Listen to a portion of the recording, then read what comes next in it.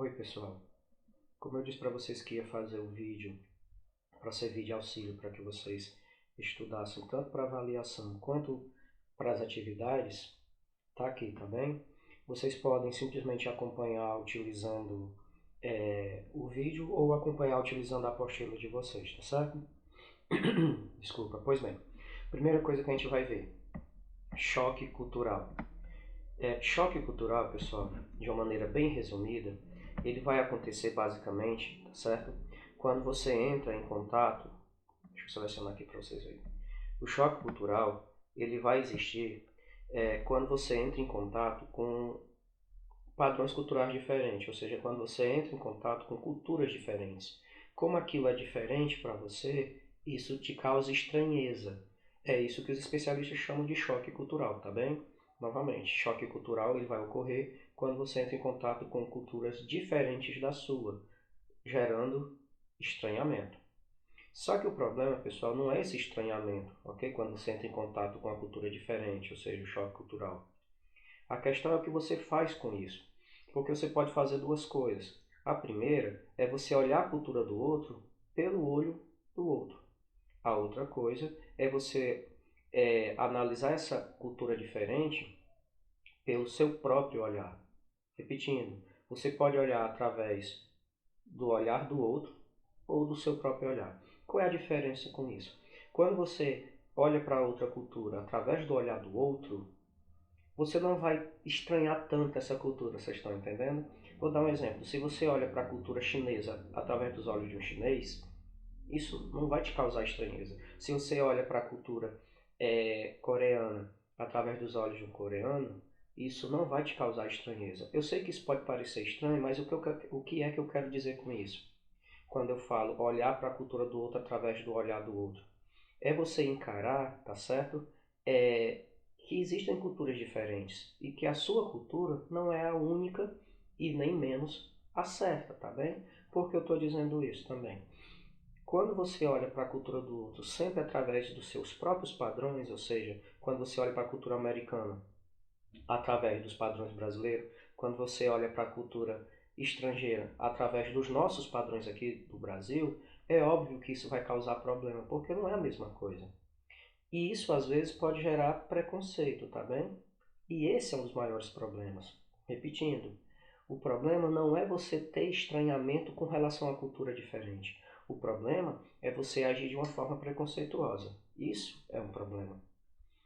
Falando nessa parte de choque cultural, nós temos também uma coisa chamada etnocentrismo, multiculturalismo e relativismo cultural. Pessoal, etnocentrismo basicamente é quando eu considero uma cultura melhor do que a outra, tá bem? Como assim? Quando eu digo que a cultura de Taiçaba, da sede, é melhor do que a cultura do pessoal que mora na zona rural, isso é etnocentrismo. Quando eu digo que música americana em inglês é melhor do que música brasileira, isso é etnocentrismo. Pessoal, etnocentrismo é quando eu considero uma cultura melhor do que a outra. Mas também quando você considera uma cultura pior do que a outra, também é etnocentrismo, tá bem? O que é multiculturalismo? Multiculturalismo, gente, é quando eu considero que não existe cultura melhor do que a outra, e sim culturas diferentes. É a mesma coisa que relativismo cultural, tá certo? Multiculturalismo, relativismo cultural. Dizem que não existe uma cultura melhor nem outra pior, apenas diferente. Esse etnocentrismo, pessoal, ele é muito influenciado por uma coisinha chamada darwinismo social. O que é que o darwinismo social pregava? O darwinismo social, gente, ele é uma espécie de imitação do darwinismo. O darwinismo biológico, ele prega que os indivíduos, os organismos evoluem. Vocês estão entendendo? O darwinismo social vai pegar essa explicação da biologia e tacar na sociedade. Vai dizer que existe um povo mais evoluído do que o outro, ou seja, existe um povo melhor do que o outro. E, consequentemente, é obrigação desse povo melhor cuidar do povo pior. Ou seja, é obrigação do povo mais evoluído cuidar do povo menos evoluído. Isso também é chamado de o fardo do homem branco. Por quê? Qual é o povo que é considerado mais evoluído? O homem branco, aquele que mora na Europa, vocês estão entendendo? O restante do mundo é inferior. Por isso que eles tinham o direito e a obrigação de mandar no restante do planeta. Só que eles acabaram fazendo isso com o quê? Escravizando, roubando, porque eles diziam que eles tinham o direito de fazer isso porque eles eram melhor que todo mundo, ok? A outra coisinha que vocês têm que levar em conta. Qual o motivo para o surgimento da cultura? E por ter tanto tipo de cultura? Pessoal, primeira coisa que vocês têm que entender, está aqui já nessa respostazinha, nesse Rzinho.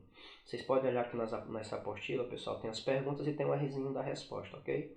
Então, qual é o motivo para ter tanta cultura diferente, para surgir a cultura? Primeiro você tem que entender o porquê do surgimento da cultura, tá bem?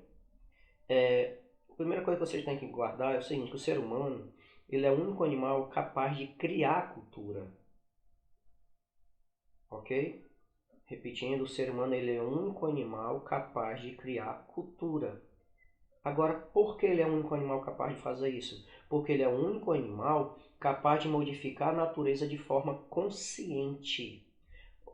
Com isso, ele sabe o que ele está fazendo, por que ele está fazendo, como ele está fazendo e qual é a consequência disso. Existem animais, ok, que modificam a natureza. Por exemplo, o castor, ele é um roedor, só que ele cria barragens, tá bem? Ele cria com isso pequenos lagos para morar dentro desses lagos. Ele não está modificando a natureza, tá, mas ele faz isso por instinto e não por consciência, tá bem? O ser humano ele é o único animal que conscientemente modifica a natureza. Por isso que ele é o único animal que cria cultura. Deu para entender? A outra questão é, mas então, beleza, eu entendi que existe a cultura porque o ser humano é o único animal que modifica a natureza conscientemente. Mas por que tem tantos tipos de cultura? Tantos tipos de cultura diferentes? Simples. Devido a uma coisinha chamada de simbolismo. O que é simbolismo? Simbolismo é quando eu faço com que um objeto ele represente outra coisa. Por exemplo, se você for casado, não tem aquela aliança no seu dedo? Na prática, aquilo é só um anel. Mas a gente não chama de anel, a gente chama de aliança. Por quê? Porque esse anel, no caso a aliança, né, ela vai representar outra coisa agora. Ela vai representar o casamento, a união, o acordo que você fez com aquela pessoa de viver junto com ela. Vocês estão entendendo? Símbolo é isso. Da mesma forma que aquela mãe que guarda aquele umbiguinho de quando o bebê nasceu, né? Tem uns que guardavam na caixinha, ou então um pedacinho de cabelo. Aquilo não é mais um umbigo, não é mais um pedacinho de cabelo, é um símbolo que representa outra coisa. Deu para vocês entenderem? O que é simbolizar? Simbolizar é fazer com que um objeto represente outra coisa, que vai além do seu uso prático. Então, por que existe tantos tipos de cultura diferentes? Porque a capacidade que um homem, a capacidade do ser humano tem de simbolizar é imensa. Então, de acordo com a capacidade que tem de simbolizar, tem o surgimento da cultura. Vocês estão entendendo? Quanto mais capacidade de simbolizar, mais culturas existem. Então, como o ser humano tem uma capacidade infinita de simbolizar, nós vamos ter, então, uma quantidade imensa de cultura. Deu para entender isso daqui? Muito bem. Olha só. Só que, nesse aspecto que eu falei para vocês, que o ser humano ele modifica a natureza conscientemente, tem uma coisa que eu quero que vocês entendam. É só ver aí no videozinho aí de vocês, ó. Essa parte que está em amarelo agora, observação. O ser humano ele é o único animal capaz de modificar a natureza conscientemente, como a gente já disse. Quer dizer o que com isso? Que ele é o único animal capaz de sair da natureza, de dominar ela. Entretanto, isso tem dois lados, um lado ruim e um lado bom. Qual é o lado ruim? O ser humano ele perdeu a harmonia com a natureza. Com isso ele queima, mata, destrói, polui e a gente vê o planeta como está, né? E qual é o lado bom do ser humano sair da natureza? Porque ele é capaz de criar a própria história. Se você pegar aqueles animais, eles que não saíram da natureza, eles vivem de acordo com a própria natureza. Vocês estão entendendo? Já o ser humano, quando ele saiu da natureza, ele foi capaz de criar a sua própria história. É tipo assim, aqueles animais que só sabem viver naquela região, nasce e morre ali. O ser humano, ele sai dali, viaja, vai criando amizades e assim por diante. Conseguiram entender? O ser humano, ele sai da natureza e isso tem dois lados, o lado bom e o lado ruim. O lado bom é que ele é capaz de criar sua própria história diferente dos outros animais, né? E qual é o lado ruim? Que o ser humano ele perdeu essa harmonia com a natureza, a consequência disso é poluição e assim por diante. Tá bem? Terceiro ponto. A cultura ela é estática ou muda com o tempo? Pessoal, de uma forma bem resumida, a cultura ela é temporal e espacial. O que significa temporal e espacial? Significa que a cultura muda com o tempo, ok? E a cultura muda de lugar para lugar. A cultura ela é temporal, porque quando muda o tempo, a cultura muda. A cultura é espacial, por quê? Porque você muda o lugar, muda a cultura. É só você comparar bem simples. A cultura daqui de Itaissaba não é a mesma de São Paulo. A cultura daqui de Itaissaba não é a mesma da Itália. Por quê? São lugares diferentes. Tá bem? Curiosidade. Tem aqui a observaçãozinha. A cultura, pessoal, ela sempre mudou. Sempre. Muda o ser humano, a cultura muda. Tá bem? É só você pensar, por exemplo, que a sua cultura ela é diferente da dos teus avós. Você, por exemplo, usa short, calça jeans, e tua avó, quando ela era adolescente, só podia usar vestido ou saia, né? Quer dizer, mudou o tempo, mudou a cultura. Mudou a pessoa, mudou a cultura. Agora, a curiosidade, como eu disse para vocês, a cultura sempre muda. Mas, a partir dessa data que está mostrando aqui no vídeo de vocês, século XIX, século XX, essas mudanças começaram a ser mais rápido, ok? A cultura sempre mudou, mas a partir do século XIX e XX começou a ser mais rápida essa mudança. Por quê? Tá aí a resposta. Ó. Qual o motivo para isso? A evolução dos meios de transporte e comunicação. Como assim? Antigamente você nascia, crescia, vivia e morria em uma só região. Tá bem? Hoje em dia você pode ter amigo, por exemplo, do outro lado do planeta. Conversar com ele, ver vídeos que ele te manda. E com isso você acaba tendo contato com culturas diferentes. Isso daí é uma demonstração de que a comunicação influenciou a mudança na cultura. Transporte também. Poxa, pessoal, quem tem dinheiro, obviamente, né? Mas antigamente as pessoas para ir para Fortaleza demoravam dias porque eu ia a pé. Hoje em dia, se você arranjar um dinheirinho, você pode, daqui a 12 horas, já estar do outro lado do planeta. Vocês estão entendendo? Com essa mudança, com essa evolução do transporte e da comunicação, isso influenciou e fez com que a cultura passasse a se mudar, a se modificar de forma mais rápida. Continuando, tá bom? Tem essa parte aqui em itálico que é interessante para vocês. Dentro desse assunto é bom lembrar que alguns teóricos ao longo dos anos discutiram esse assunto e comentaram que a cultura era estática, sendo que a pessoa ao nascer já vinha com essa cultura, não podendo ser alterado nem com o passar do tempo e nem com a mudança do lugar. Eram as chamadas teorias deterministas. Pessoal, resumindo, o que é que essa teoria determinista vai dizer? Que a cultura ela é determinada. Com isso, ela não muda. Ela é estática, ela é parada porque ela é determinada. Tá bom? Ela é influenciada por determinadas coisas. Nós temos dois tipos aqui para vocês aprenderem. Determinismo biológico e determinismo geográfico. O que é o determinismo biológico? Vai dizer o seguinte, que a diferença entre sociedades se baseia em características físicas. Como assim? Que a cultura daquelas pessoas é influenciada pelo DNA, de uma maneira bem resumida. Eu botei um exemplo para vocês ficarem mais simples. Um índio, por ser índio, por ter nascido índio, vai sempre ter a cultura do índio. Essa é explicar a lógica deles. Mas pensa, se um índio for bebezinho, tá certo? For adotado por um casal de americanos, usa a lógica. Ele vai ter cultura de índio ou a cultura dos americanos? Ele vai ter, obviamente, a cultura dos americanos que foi ensinada a ele, não é? Não é por ele ter nascido índio que ele já vai sair falando a língua dos índios ou com a cultura dos índios, não. Quem dizia isso era o determinismo biológico, que dizia que você, por ser cearense, ter nascido cearense, obrigatoriamente tua cultura vai ser de cearense. A gente sabe que não é bem assim, né? Se um cearense for adotado por um casal de francês, ele vai falar francês, vai ter a cultura francesa, tá bom?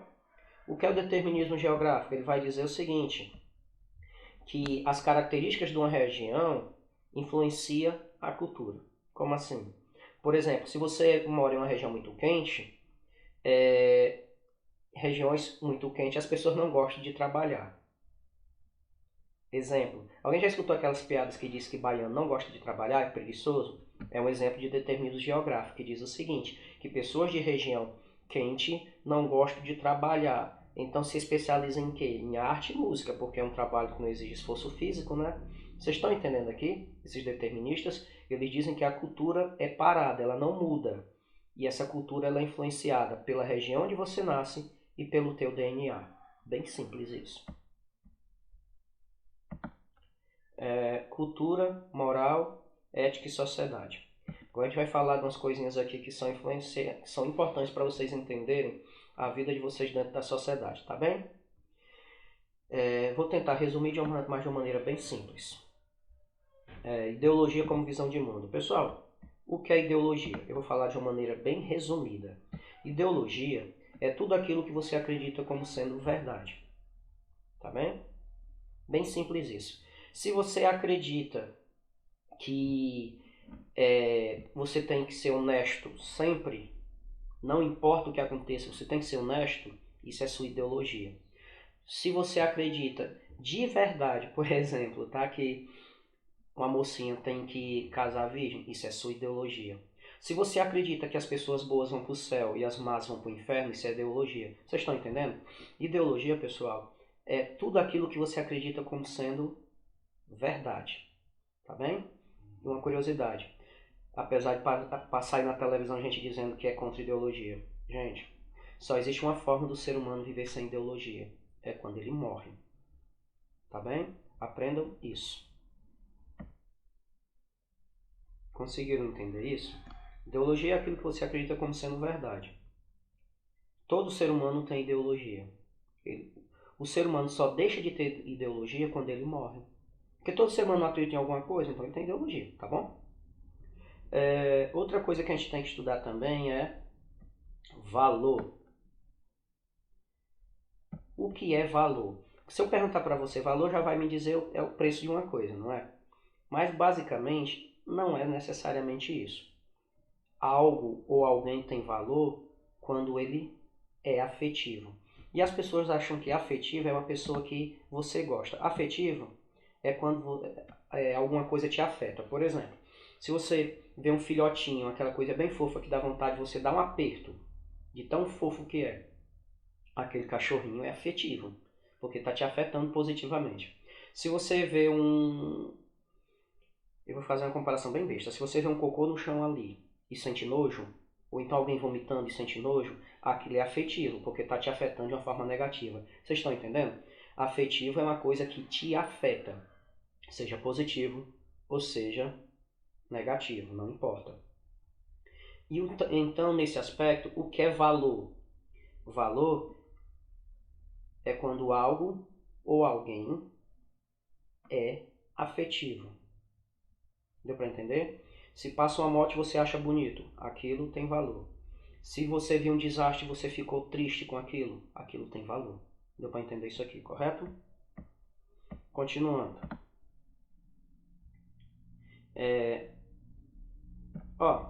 Eu botei aqui um exemplo bem simples para você. Algo tem valor quando mexe com a gente, seja de uma forma positiva ou de uma forma negativa. Se não mexeu com você, não tem valor. Se você passou ali, tinha um animal morto e você não se entristeceu nem um pouco, sei lá, não sentiu nada, então aquilo não tem valor para você, tá bem? Pois bem, quando a gente fala de valor, existem duas coisinhas que vocês têm que aprender. Juízo de realidade e juízo de valor. Juízo, gente, é quando a gente julga, tá bem? Quando você julga, você está fazendo um juízo.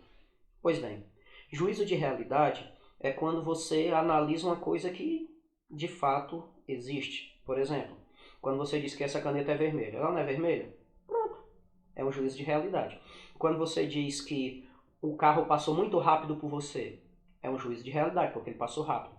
Quando você diz João é extremamente bonito, aí não, aí é juízo de valor. Porque juízo de valor é quando você atribui uma qualidade. Vocês estão entendendo? Olha, vou dar um exemplo para vocês, pode ter confundido. Juízo de realidade, João é alto. O cara tem 2 metros, então ele é alto.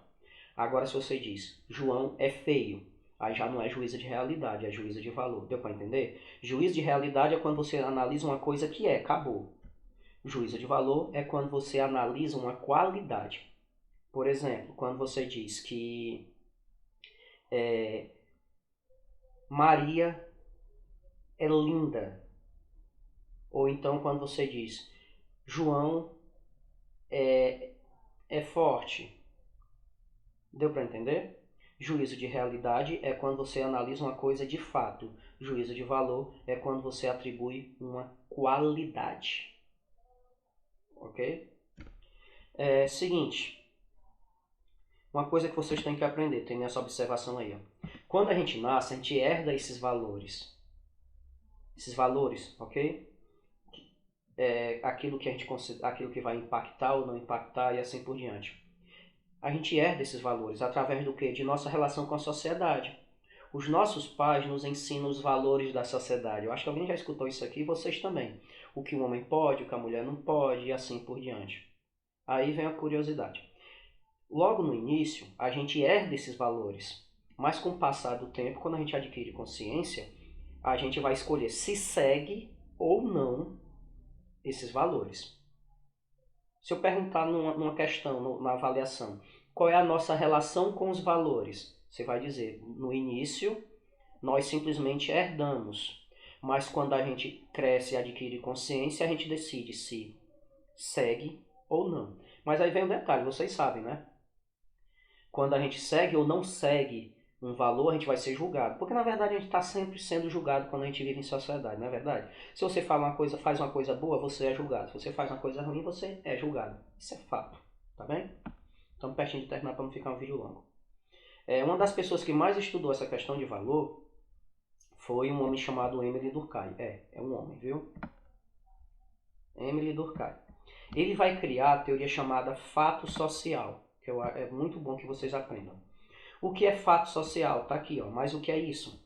Fato social são as regras que existem na sociedade, que diz o que eu posso e o que eu não posso fazer. Por exemplo, segundo esse cara, quando eu digo que a menina não pode sentar de perna aberta, porque é uma mocinha, né? Você já deve ter falado isso até para tua filha. Quando você diz, ó, menina não senta desse jeito, isso é um fato social, ok? Quando você diz, menino não pode brincar de boneca, isso é um fato social. Vocês conseguiram entender isso daí? Fato social são as regras sociais. Deu para entender, não é? É aquelas regras que você tem que seguir ao viver em sociedade. Lindenberg, eu sou obrigado a seguir? Não, né? Mas quando você não segue, você vai ser punido de alguma forma. Ele vai dizer o seguinte, ó. Desculpa. Que existem 3 princípios do fato social, tá bem? 3 princípios. Vocês vão ter que aprender os 3, mas é bem simples. Princípio da exterioridade.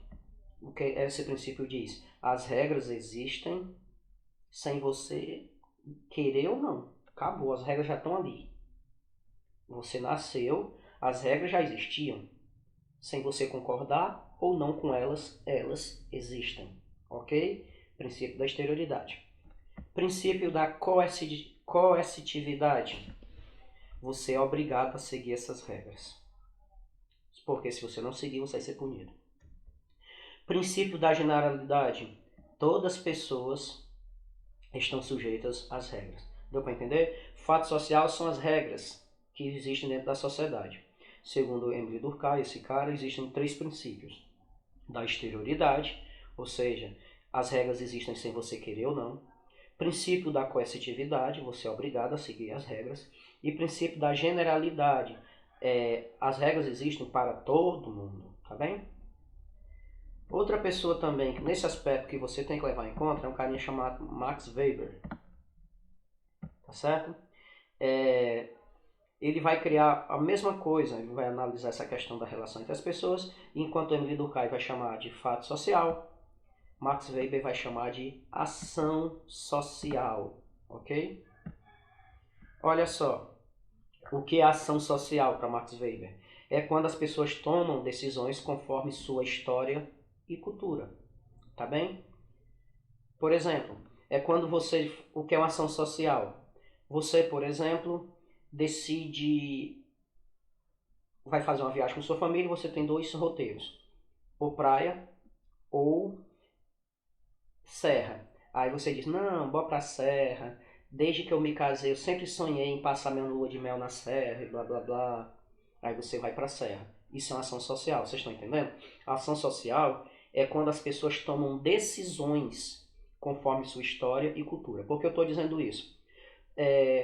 Ação social é uma ação consciente, tá bem? Deu para entender isso aqui?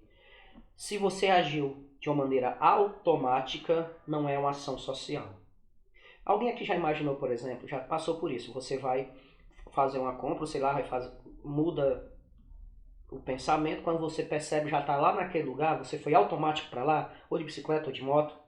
Então isso não é uma ação social, porque você não agiu consciente. Agora se você pensa, vou sair de casa, vou para a farmácia, depois da farmácia vou dar um passeiozinho no rio, vou comer um espetinho, você não está agindo de uma forma consciente? Então isso é uma ação social, deu para entender, não é? Olha um exemplo, quando dois ciclistas estão andando e vão barruar um e acabam barruando no outro, porque não estavam prestando atenção. Isso não é uma ação social, é só barruada, né? Agora, por exemplo, na hora que eles barroam, um cai para cada lado, eles se levantam morrendo de vergonha e pedem desculpa. Eles não estão pedindo desculpa de uma forma consciente?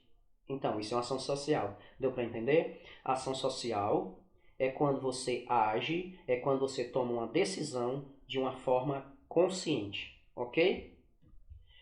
Segundo esse autor, existem 4 tipos de fundamentos da ação social, tá bem? Olha só, nós temos a chamada ação tradicional, que se baseia nos costumes, na cultura. É quando você age, gente, baseando-se na cultura. Por exemplo, quando tu ensina teu filho a pedir a bênção, ou então quando teus pais te ensinaram a pedir a bênção, isso é uma ação social, porque você está fazendo isso consciente, não está? Está pedindo a bênção a teu avô, a teu pai, você quer que teu filho te peça uma bênção. Então, esse tipo de ação é chamado de ação tradicional. Por quê? Porque está baseado na cultura. Ou então, se você ou alguém, sei lá, você já viu, ou você faz isso, passa na frente da igreja e faz o sinal da cruz, é uma ação tradicional, ok? Porque se baseia na cultura. Nós temos também, gente, ação afetiva. É quando você age se baseando na tua emoção. Como assim? Tu tá numa briga, por exemplo, aí alguém te dá um tapa, aí você sem pensar vai lá dar um tapa na pessoa. Ou, sei lá, você tá na briga com teu namorado, né? Sei lá, viu uma mensagem que não podia. E na hora da emoção joga o celular nele. Então, tu tá agindo, não tá? Mas tu tá agindo se baseando em quê? Na tua emoção. Então a gente chama isso de ação afetiva. Tá bem? Outra coisa, ação racional orientada por valores. É quando você age, gente, se baseando na tua ideologia. Quer um exemplo? Você vai passando na rua e vê uma pessoa passando fome. Você se sente mal e diz, fulano de tal, você quer um prato de comida? Tu não está dando um prato de comida para aquela pessoa porque você acha que isso é o certo? Então, isso é uma ação racional orientada por valores. Ok? Deu para entender isso aqui? Ou então aquelas pessoas que põem em risco a própria vida para salvar outros. Ação racional orientada por valores. É quando você age baseando-se naquilo que você acredita como sendo certo ou errado. Outra coisinha também é ação racional orientada pelos fins. É quando você é uma ação calculista, sabe? Aquela pessoa que planeja tudo. Vou dar um exemplo para vocês. Vocês vão fazer um concurso, aí diz o seguinte, o concurso é daqui a 6 meses, então esse mês eu vou estudar isso, esse mês eu vou estudar isso, esse mês eu vou estudar isso. Então, é uma ação racional orientada pelos fins. Você está agindo, mas você está agindo porque você está pensando lá depois no concurso. Deu para entender isso daqui? Repetindo, ação racional orientada pelos fins. É quando você pensa em tudo tendo um objetivo em alcançar. Deu para entender isso aqui, né? Já estamos terminando, eu sei que o vídeo tá meio compridinho, mas curiosidade. Segundo o autor, chamado Antônio Gramsci, tá certo? As classes ricas, ou seja, as elites, tentam impor a forma com que eles pensam na cabeça dos mais simples e humildes. Quando isso acontece, a ideologia gera uma coisa chamada hegemonia. Pessoal, o que é hegemonia? São os ricos conseguirem fazer com que os pobres pensem que nem eles. E eles fazem isso de diversas formas, não é? Vou dar um exemplo para vocês. Menina que tem um cabelo crespo, e ela mesma diz que o cabelo crespo dela é cabelo ruim, ela quer cabelo liso, porque cabelo liso é bonito. Deixa eu fazer uma pergunta para vocês. Vocês acham realmente que quem criou essa história de que cabelo bonito é liso e cabelo ruim é crespo foi uma pessoa de cabelo crespo? Não, né, gente? Quem criou essa ideologia aí foi quem? Foi pessoas brancas que tinham cabelo liso. Só que elas, de tanto falar, de tanta mídia falar, acabaram colocando na cabeça das meninas morenas e negras que têm cabelo crespo, por exemplo, que aquele cabelo é ruim. Então o que é que ela vai fazer? Procura uma cabeleireira para esticar o cabelo. Como é o nome disso? É hegemonia. Ou então se alguém diz o seguinte, pobre não é para estudar, pobre é para trabalhar. Vocês acham que realmente esse pensamento vem de pobre ou de rico? Vem de rico, gente. Rico para estudar, as elites querem as melhores faculdades e deixar o pobre para trabalhar. Então o que é que eles fazem? Eles colocam na cabeça de pobre que o lugar de pobre é trabalhando. Deu para entender o que é hegemonia? São as pessoas ricas criarem ideias e colocar na cabeça dos mais pobres. Ok? E já estamos terminando. Ó, só falta isso aqui. Moral e ética. Isso aqui. Moral e ética. Pessoal, quando a gente fala de moral, as pessoas confundem muito. As pessoas confundem moral com autoridade. Tipo, aquele pai não tem moral. Não é isso. Coloca na cabeça de vocês o seguinte. Moral é um conjunto de regras que existem dentro da sociedade. Lindenberg. Então, o que é autoridade? Autoridade é quando você tem poder sobre alguém. Por exemplo, se você vai andando de moto ou de carro e um policial manda você parar e você para. O policial não tem moral. O policial tem autoridade. Deu para entender? Quando, por exemplo, teu filho faz uma coisa e você manda ele sentar e fica lá sentadinho. Você não tem moral, você tem autoridade. Deu para entender a diferença? A autoridade é quando você se impõe. É quando você faz os outros fazerem o que você quer. E o que é moral? É você seguir as regras da sociedade. Tipo, se a sociedade diz que a moça tem que casar virgem, então isso é a moral da sociedade, deu para entender? Se a sociedade diz que o homem tem que sustentar a família, isso é a moral da sociedade, deu para entender? Moral é o conjunto de regras da sociedade, tá bem? E ética? Ética, gente, é quando a gente reflete sobre a moral. Por isso que ética também é chamada de filosofia moral. Deixa eu dar um exemplo aqui e a gente termina. Moral é quando você faz as regras da sociedade, tá bem? A sociedade diz que tem que fazer isso, você vai lá e faz. O que é ética? É quando você reflete, chega a refletir, pensa o porquê das regras. Bora lá um exemplo. Deixa eu ver, ficar simples para vocês. Uma regra bem simples da moral. Pronto, menina não pode brincar de futebol, de bola, porque isso é coisa de homem. Vocês sabem que ainda tem muita gente que acredita nisso, não é? Então, isso é uma regra da sociedade, correto? Isso é a moral da sociedade. O que é ética? É quando você pensa, mas por que isso? E por acaso menina, por brincar de bola, vai deixar de ser menina? Então, você não está refletindo sobre essa regra? Você não está questionando essa regra? Então, isso é ética. Deu para entender? Moral são as regras, ética é você pensar o porquê dessas regras. Pessoal, eu sei que ficou um vídeo um pouquinho longo, mas eu tentei resumir o máximo possível sem vocês perderem conteúdo. Dá bastante para vocês fazerem a atividade e responder a avaliação tanto pelo PDF quanto por essa aula. Mas se vocês tiverem alguma dúvida, por favor, pergunta. Mas pergunta no PV que fica mais fácil de eu responder, tá bom? Tchau, tchau, brigadinho, até uma próxima.